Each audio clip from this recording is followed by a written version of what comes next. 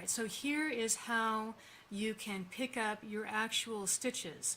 This particular needle is your active needle, and my passive needle is just kind of hanging because I'm not using it quite yet.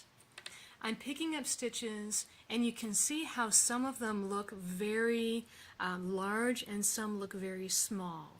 I have one that I can literally just pop right out here and get to where I can actually see that smiley face. This one, which we'll come back to, has actually dropped a stitch.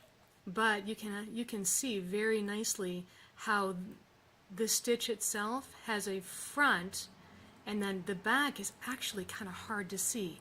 So what I'm going to do is not worry about that drop stitch. We'll get it in a minute. I'm going to pick it up, face that stitch away from the needle, and pop it on the needle.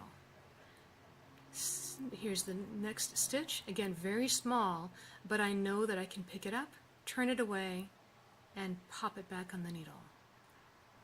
Face it away, pop it on, face it away, pop it on.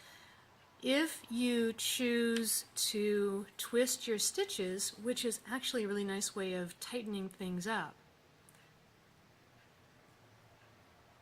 you can just make it an active choice. Here I'm going to go ahead and knit a stitch. You can see how the stitch itself is facing away from the oncoming needle, and I'm going to go ahead and start stitching here. This opens up the stitch at the base. If I were to mismount this stitch and then pick up like a normal knit stitch, you can see here at the base that it's actually twisted, and that makes a really cool design feature, but it's not necessarily good in between a row when you know that that's not what you want.